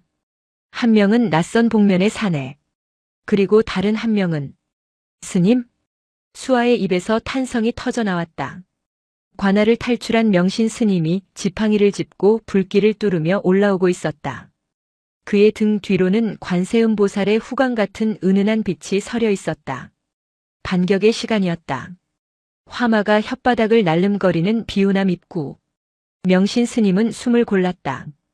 칠순의 노구의 산행은 무리였으나 그의 발걸음에는 주저함이 없었다. 땅굴을 통해 산 중턱으로 빠져나온 뒤 천수의 부축을 받으며 불길이 닿지 않은 샛길로 달려온 참이었다. 스님, 저기 보십시오. 불길이 저를 피해갑니다. 천수가 손가락으로 가리켰다. 기이한 광경이었다. 산 아래에서 치솟은 거대한 불기둥이 비우남 담장 앞에서 보이지 않는 벽에 막힌 듯 양옆으로 갈라지고 있었다. 그 중심에는 붉은 빛을 내뿜는 궤목과 집채만 한 호랑이의 그림자가 어른거렸다. 수아야. 명신 스님의 눈시울이 붉어졌다. 아이가 살아있다. 그리고 그 아이를 지키기 위해 산천초목이 비명을 지르며 맞서고 있었다. 가자. 더 늦으면 안 된다. 명신 스님은 천수에게서 건네받은 지팡이 6환장을 땅에 짚었다. 철그럭. 6개의 고리가 부딪히는 맑은 금소금이 화마의 굉음을 뚫고 울려 퍼졌다. 스님이 발걸음을 옮길 때마다 6환장 소리가 파동처럼 번져나갔다. 신기하게도 그 소리가 닿는 곳마다 타오르던 불길이 기세가 꺾이며 사그라들었다. 그것은 주술이 아니었다. 평생을 수행한 노승의 기백이 혼란스러운 기운을 잠재우는 것이었다. 수아야. 스님이 마당에 들어서며 외쳤다. 산군의 배 밑에 숨어있던 수아가 고개를 들었다. 아이의 눈이 믿을 수 없다는 듯 커졌다. 스님? 진짜 스님이에요? 수아는 숯검댕이가 묻은 얼굴로 뛰쳐나왔다. 산군이 낮게 그르렁거렸지만 스님에게서 나는 익숙한 향내를 맡고는 경계를 풀었다. 이 녀석아, 내가 저를 지키라고 했지 누가 호랑이랑 불장난을 하라고 했느냐? 명신 스님은 호통을 쳤지만 목소리는 떨리고 있었다. 수아는 스님의 품에 와락 안겼다. 잘못했어요. 근데 저 안 울었어요. 나무랑 야옹이가 지켜줬어요. 스님은 아이를 끌어안고 붉은 나무를 올려다보았다. 차사가 다녀간 날 밤 수아가 심었던 그 작은 씨앗. 그것이 이렇게 자라나 자신들을 지키고 있었다. 나무는 스님을 알아보는 듯 가지를 숙여 스님의 어깨를 감쌌다. 잎사귀에서 떨어지는 붉은 수액이 스님의 상처난 피부에 닿자 쓰라림이 사라졌다. 고맙다. 미물이라도 은혜를 아는데 인간이 짐승만도 못하구나. 명신 스님은 다시 고개를 돌려 산 아래를 내려다보았다. 불길은 잦아들었지만 더 큰 어둠이 몰려오고 있었다. 횃불의 행렬이 뱀처럼 산길을 휘감으며 올라오고 있었다. 천수야. 예 스님. 너는 수아를 데리고 법당 뒤로 피하거라. 스님은요? 저놈들은 지금 눈이 뒤집혔습니다. 말로 해서 될 놈들이 아닙니다. 안다. 허나 이곳은 내 수행처이자 아이의 집이다. 주인으로서 불청객을 맞이해야지. 명신 스님은 육환장을 고쳐 잡았다. 그의 등 뒤로 산군이 천천히 몸을 일으켰다. 거대한 맹수의 그림자가 노승의 그림자와 겹쳐지며 마치 하나의 수호신처럼 보였다. 최현감은 분노로 이성을 잃고 있었다. 불을 질렀는데도 비운함은 멀쩡했다. 오히려 역풍이 불어 자신의 병사들만 그을리고 다쳤다. 저주다. 저 늙은 중놈이 요술을 부리는 게 분명해. 현감은 가마에서 내려 직접 칼을 뽑아들었다. 전군 돌격하라. 물러서는 놈은 내 손에 죽는다. 하지만 병사들과 화적패들은 주춤거렸다. 산군의 포효 소리와 붉은 나무의 기이한 형상이 공포심을 자극했기 때문이다. 그때 행렬 뒤편에서 한 사내가 걸어 나왔다. 그는 관군이나 화적패와는 복장부터 달랐다. 짐승 가죽으로 만든 털옷을 입고 등에는 커다란 조총을 메고 있었다. 허리춤에는 각종 화약통과 쇠구슬 주머니가 주렁주렁 매달려 있었다. 차코갑사 강모. 조정에서 호랑이를 잡기 위해 특별히 양성한 특수부대 출신이자 돈을 받고 영물을 사냥하는 현상금 사냥꾼이었다. 최현감이 거금을 들여 은밀히 고용한 비장의 카드였다. 강무는 차가운 눈으로 비운함을 올려다보았다. 사또 나으리. 불장난은 그쯤 하시지요. 가죽 상합니다. 그의 목소리는 쇠를 긁는 듯 건조했다. 오, 강대장. 자네가 나서주겠나? 저기 저 괴물 같은 호랑이 놈부터 잡아주게. 최현감이 반색하며 소리쳤다. 강무는 조총을 어깨에서 내렸다. 총신이 유난히 길고 묵직했다. 일반 조총이 아니었다. 서역의 기술을 도입해 개량한 사거리가 2배는 긴 정밀한 화기였다. 산군이라. 소문대로 덩치가 예사롭지 않군요. 하지만 짐승은 짐승일 뿐. 강무는 능숙한 손놀림으로 화약을 채우고 납탄을 밀어 넣었다. 그리고 심지에 불을 붙였다. 제가 길을 열 테니 나으리는 그 뒤에 들어오십시오. 강무가 앞장섰다. 그의 발걸음은 소리가 나지 않았다. 눈밭을 걷는데도 마치 허공을 밟는 듯 했다. 살기를 완전히 지운 채 사냥감에게 접근하는 숙련된 사냥꾼의 보법이었다. 비운한 마당. 상군이 털을 곤두세웠다. 크르르. 상군은 지금까지와는 다른 위협을 감지했다. 불이나 창칼은 두렵지 않았다. 하지만 저 밑에서 올라오는 차가운 쇠 냄새와 화약 냄새는 본능적인 공포를 자극했다. 물러서거라. 명신 스님이 산군의 앞을 막아섰다. 강무가 마당 입구의 모습을 드러냈다. 그는 스님이나 수하는 안중에도 없다는 듯 오직 산군만을 응시했다. 비켜라 땡중. 내 목표는 내 놈 뒤에 있는 가죽이다. 강무가 총구를 겨눴다. 살생을 멈추시오. 이 산의 주인은 그대가 함부로 할 존재가 아니오. 명신 스님이 육환장을 들어 총구를 가리켰다. 주인? 산의 주인은 총을 든 놈이다. 탕. 예고도 없이 총성이 울렸다. 산속의 정적을 깨는 파열음이었다. 납탄이 보이지 않는 속도로 날아갔다. 명신 스님은 눈을 감지 않았다. 깡. 경쾌한 금소금이 울렸다. 스님이 쓰러지지 않았다. 육환장의 머리 부분이 찌그러져 있었다. 스님이 본능적으로 지팡이를 휘둘러 날아오는 탄환을 쳐낸 것이다. 그것은 무술이라기보다는 기적에 가까운 반사신경이었다. 강무의 눈썹이 꿈틀했다. 호. 제법이군. 운이 좋았어. 그는 당황하지 않고 2번째 탄환을 장전했다. 손놀림이 눈에 보이지 않을 만큼 빨랐다. 이번에도 막을 수 있을까? 강무는 이번에는 스님이 아닌 뒤에 있는 상군의 미간을 정확히 조준했다. 안 돼. 법당 뒤에 숨어있던 수아가 뛰쳐나왔다. 수아, 오지 마라. 스님의 외침도 소용없었다. 수아는 상군을 지켜야 한다는 일념으로 달렸다. 강무의 입가에 비릿한 미소가 번졌다. 아이가 뛰쳐나오면서 상군의 시야가 가려졌다. 호랑이가 아이를 보호하기 위해 움찔하는 순간 빈틈이 생긴다. 사냥꾼은 그 찰나를 놓치지 않았다. 탕! 두 번째 총성이 울렸다. 납타는 수아의 머리 위를 스치고 지나가 산군의 어깨에 박혔다. 키악! 산군이 고통에 찬 비명을 지르며 나뒹굴었다. 붉은 피가 하얀 눈밭 위로 튀었다. 야옹아! 수아가 비명을 지르며 쓰러진 산군에게 달려갔다. 강무는 재빠르게 세 번째 탄환을 장전하며 앞으로 걸어왔다. 이제 끝내주마. 그 뒤로 최현감과 병사들이 환호성을 지르며 몰려들어왔다. 비운한 마당은 순식간에 피냄새와 화약 연기로 뒤덮였다. 쓰러진 산군의 숨소리가 거칠었다. 어깨에서 흐르는 피가 멈추지 않았다. 영물이라 해도 화약 무기의 파괴력 앞에서는 육체를 가진 짐승일 뿐이었다. 수아는 산군의 상처를 작은 손으로 눌렀다. 피가 너무 많이 나. 나무야, 나무야 도와줘. 수아는 붉은 나무를 향해 울부짖었다. 그때 최현감이 마당으로 들어섰다. 그는 피 흘리는 호랑이를 보며 희열에 찬 웃음을 터뜨렸다. 하하, 꼴 좋다. 산군, 산신령, 내 총 앞에서는 고깃덩어리일 뿐이야. 최현감은 강무에게 손짓했다. 마무리해라. 그리고 가죽을 벗겨라.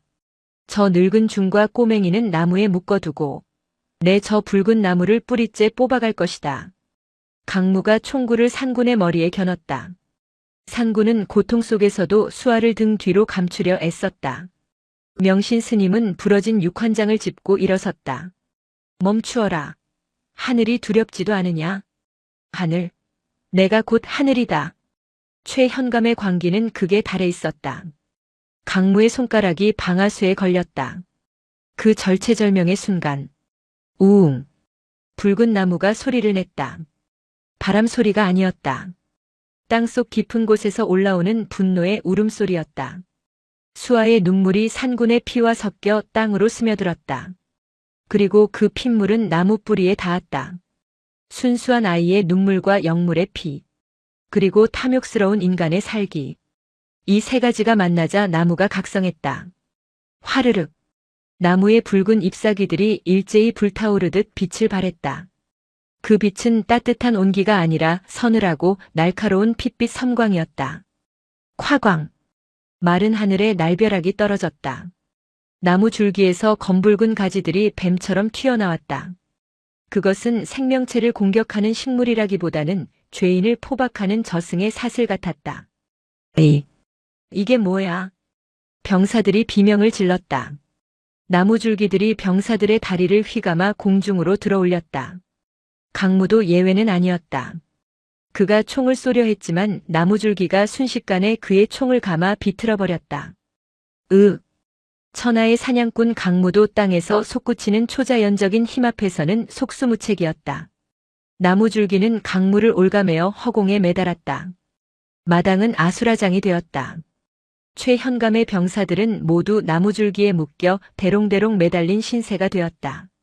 오직 한 사람 최현감만이 멀쩡했다. 나무는 그를 공격하지 않았다. 대신 그를 포위하듯 가지를 뻗어 퇴로를 막았다. 오지마, 오지마. 최현감은 뒷걸음질 치다 툇마루에 주저앉았다. 명신 스님이 그에게 다가갔다. 보이느냐? 이것이 내가 그토록 탐하던 나무의 실체다. 명신 스님의 목소리는 차분했지만 서리빨 같은 위엄이 있었다. 이 나무는 생명을 살리는 나무다. 허나 생명을 해하려는 자에게는 지옥의 형벌을 내리는 심판관이기도 하다. 최현감은 공포에 질려 붉은 나무를 올려다보았다. 나무의 중심 가장 굵은 줄기 부분에 사람의 얼굴 형상이 떠오르고 있었다. 그것은 갓을 쓰고 도포를 입은 사내의 형상이었다. 눈 내리는 밤 수아와 마주했던 그 손님. 저승차사의 모습이 나무 껍질에 새겨져 있었다. 저승사자. 최현감은 비로소 깨달았다. 자신이 건드린 것이 무엇인지. 자신이 탐냈던 영생의 나무가 사실은 죽음을 관장하는 존재의 현신이었음을. 나무에 새겨진 차사의 얼굴이 입을 벌리는 듯 했다. 소리는 들리지 않았지만 최현감의 머릿속에는 천둥 같은 목소리가 울렸다. 내 수명은 이미 다했다. 탐욕으로 연명한 시간, 이제 그 값을 치러라. 살려줘. 잘못했어. 내가 미쳤었어. 최현감은 바닥에 머리를 찌우며 빌었다. 스님, 스님, 제발 살려주시오. 내 전 재산을 절에 시주하겠소. 다시는 산을 넘보지 않겠소. 명신 스님은 가만히 그를 내려다보았다. 목숨은 거래하는 것이 아니다.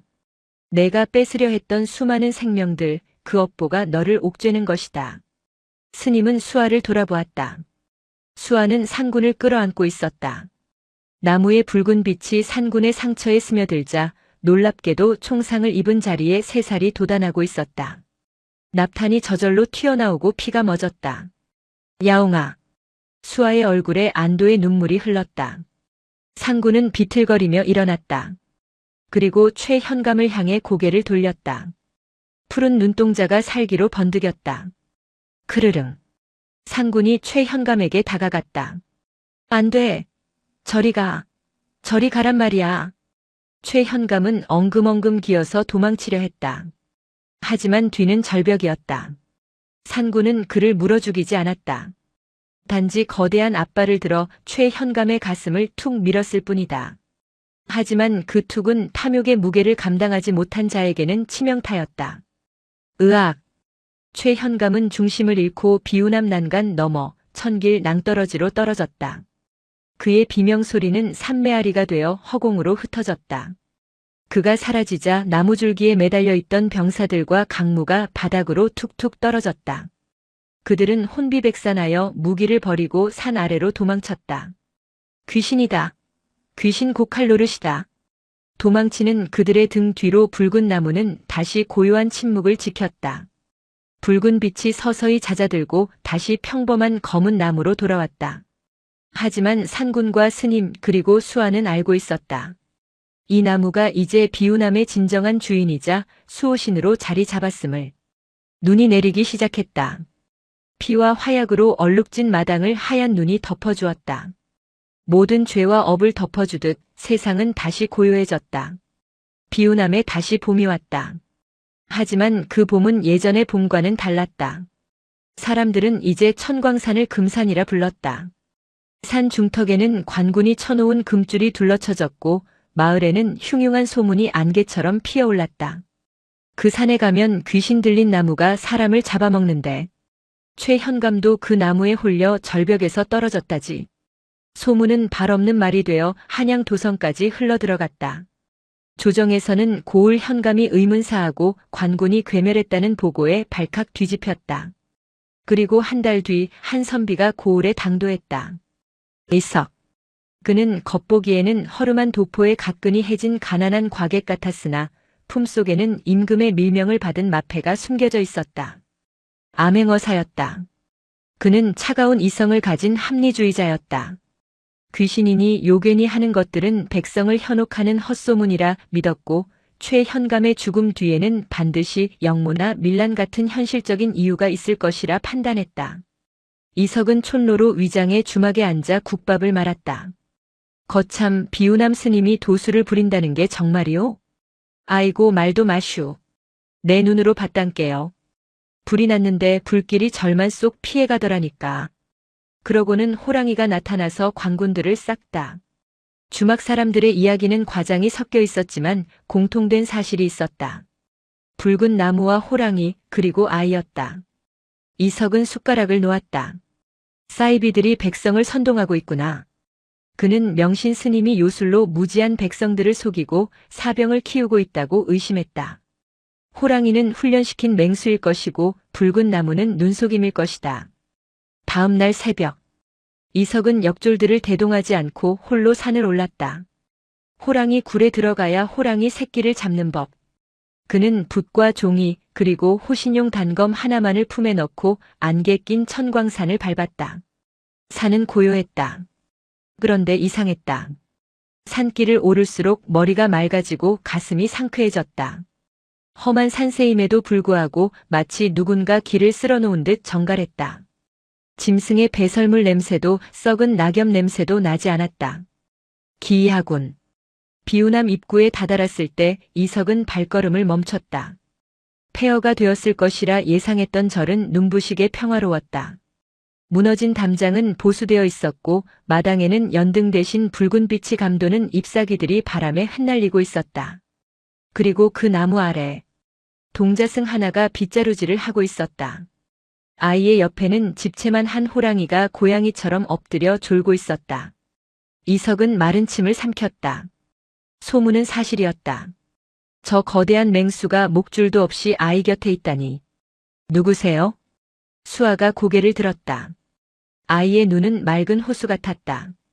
이석이 평생 보아온 죄인이나 사기꾼의 눈빛이 아니었다. 지나가던 과객인데 물 한 모금 얻어 마실 수 있겠느냐? 이석은 짐짓 태연하게 물었다. 네. 들어오세요. 마침 떡 쪄놨어요. 수아는 빗자루를 내려놓고 살인문을 활짝 열었다. 옆에 있던 산군이 눈을 가늘게 뜨고 이석을 노려보았다. 이석은 등골이 오싹했지만 물러서지 않았다. 그는 왕의 대리인이다. 짐승 앞에서 기죽을 수는 없었다. 수아는 산군의 머리를 쓰다듬으며 속삭였다. 야옹아, 손님이야. 으르렁거리지 마. 그러자 산군이 거짓말처럼 고개를 다시 파묻었다. 이석은 마당에 들어섰다. 그리고 보았다. 마당 한가운데 우뚝 솟은 붉은 나무. 그 가지마다 주렁주렁 매달린 열매들을. 감이었다. 하지만 평범한 감이 아니었다. 껍질이 투명해서 안에 과육이 훤히 들여다 보이는데 그 속에서 붉은 빛이 심장처럼 고동치고 있었다. 저것이 소문의 그 나무인가? 이석은 홀린 듯 나무 앞으로 다가갔다. 손님, 떡 드세요. 수아가 쑥떡과 찻잔을 내왔다. 그리고 쟁반 구석에 나무에서 갓 딴 듯한 붉은 감 하나가 놓여 있었다. 이건 우리 나무에서 열린 마음감이에요. 스님이 그러시는데 이걸 먹으면 마음이 편해진대요. 이석은 그 감을 집어들었다. 따뜻했다. 겨울도 아닌데 갓 찐 떡처럼 온기가 돌았다. 그때 법당 문이 열리고 명신 스님이 나왔다. 귀한 손님이 오셨군요. 명신 스님의 눈빛은 이석의 남루한 행색을 꿰뚫고 그 안에 감춰진 마패를 보는 듯 했다. 스님, 이 감 먹어도 되는 것입니까? 이석이 물었다. 드시는 분의 마음에 달렸지요. 마음에 거리낌이 없는 자에게는 꿀맛일 것이고 숨기는 것이 있는 자에게는 쓴맛일 것입니다. 이석은 콧방귀를 뀌고 싶었으나 참았다. 그는 단검 대신 붓을 쥐는 선비의 자존심으로 이 기이한 과일의 정체를 밝혀야 했다. 이석은 감을 한 입 베어 물었다. 그 순간 세상이 뒤집혔다. 이석은 머리를 감싸쥐었다. 독이다. 독이 분명하다. 하지만 고통은 육체가 아닌 영혼에서 왔다. 눈앞이 하얘지더니 파노라마처럼 영상이 스쳐 지나갔다. 그것은 이석 자신의 기억이 아니었다. 이 나무가 기억하고 있는 이 땅에 스며든 진실의 기록이었다. 눈 내리는 밤 곶감 하나를 내밀며 저승사자를 막아서던 아이의 떨리는 손. 자신의 수명을 깎아 아이를 살렸던 노승의 기도. 탐욕에 눈이 멀어 산에 불을 지르던 최현감의 광기 어린 얼굴. 그리고 아이를 지키기 위해 자신의 피를 뿌리며 맞서던 산군의 포효. 이석은 그 모든 장면을 제3자가 아닌 당사자의 감정으로 느꼈다. 아이의 절박함에 가슴이 찢어졌고 현감의 탐욕에 구역질이 났다. 이것은 환각이 아니다. 진실이다. 나무는 말이 없었으나 그 어떤 사초보다 정확하게 역사를 기록하고 있었다. 저승차사가 남긴 이 나무는 이승의 선악을 비추는 거울이었다. 이석이 정신을 차렸을 때 그는 마당 흙바닥에 무릎을 꿇고 있었다. 등줄기가 식은 땀으로 흠뻑 젖어 있었다. 보셨습니까? 명신 스님의 목소리가 들려왔다. 이석은 고개를 들었다. 스님은 온화한 표정으로 그를 내려다보고 있었다. 그대는 왕의 눈과 귀가 되어 이곳에 오셨소. 무엇을 보았고 무엇을 들으셨소? 이석은 떨리는 손으로 품속의 마패를 꺼냈다. 그리고 그것을 바닥에 내려놓았다. 암행어사로서의 권위가 아닌 한 인간으로서의 예의였다. 제가 어리석었습니다. 이석의 눈에서 눈물이 흘러내렸다. 이성으로 무장했던 그의 마음벽이 아이의 곶감 하나에 속절없이 무너져 내린 것이다. 세상에 이런 효심이, 이런 기적이 존재한다는 것을 책상 물림인 저는 믿지 못했습니다. 요괴라 의심하고 사교라 단정지었습니다. 부끄럽습니다. 이석은 수아를 바라보았다. 아이는 영문을 모른 채 눈을 동그랗게 뜨고 있었다. 도련님, 왜 우세요? 감히 맛이 없어요? 아니다. 아니다. 내 평생 먹어본 것 중 가장 달고 가장 아픈 맛이구나. 이석은 수아의 작은 손을 잡았다. 거칠고 투박한 손. 이 작은 손이 저승의 법도를 바꾸고 산을 지켜냈다. 그날 밤 이석은 잠들지 못했다. 그는 붓을 들었다. 조정에 올릴 장계를 써야 했다. 사실대로 적는다면 이 나무는 베어질 것이고 스님과 아이는 요물을 키운 죄로 압송될 것이다. 조정의 벼슬아치들은 자신들이 이해할 수 없는 힘을 두려워하기 때문이다. 이석은 먹을 갈았다. 검은 먹물이 벼루에 가득 찼다. 신이석, 천광산의 변고를 조사하여 아래옵니다. 그는 붓을 멈췄다. 그리고 눈을 감고 붉은 나무가 보여준 진실을 되새겼다.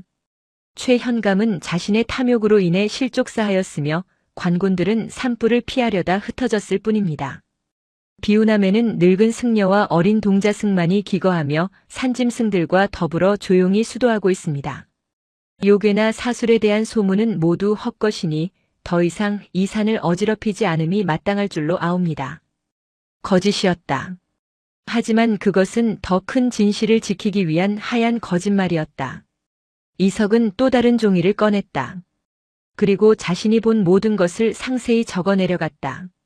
저승차사, 붉은 곶감, 산군의 활약, 그리고 영목의 탄생까지. 이 기록은 조정에 보내지 않을 것이다.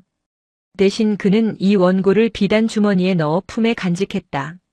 훗날 자신이 죽어 저승에 갈 때 염라대왕 앞에서 이 땅에 있었던 아름다운 기적을 증언하기 위해서였다. 다음 날 아침, 이석은 떠날 채비를 했다. 명신 스님과 수아가 배웅을 나왔다. 어사 나으리, 부디 안녕히 가십시오. 스님이 합장했다. 이석은 마패를 다시 품에 넣고 깊이 허리를 숙였다. 스님, 오래 사십시오. 그리고 수아야. 네. 너는 이 나무처럼 맑고 붉게 자라거라. 내 마음이 곧 이 나라의 보물이다. 이석은 수아의 머리를 쓰다듬었다.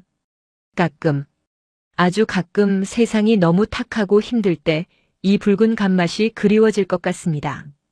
그럼 또 오세요. 제가 제일 크고 맛있는 거 따놓을게요. 수아가 해맑게 웃었다. 이석은 산을 내려왔다. 관아로 돌아온 그는 엄명을 내렸다. 천광산의 금줄을 걷어라. 그리고 앞으로 누구든 비우남의 스님과 아이를 괴롭히거나 산의 나무를 훼손하는 자는 엄벌에 처할 것이다. 백성들은 환호했다. 최현감의 폭정에서 벗어난 고을에는 다시 평화가 찾아왔다. 사람들은 여전히 붉은 나무를 신기해했지만 더 이상 두려워하지 않았다. 오히려 몸이 아프거나 마음이 괴로운 사람들이 아름아름 비우남을 찾기 시작했다.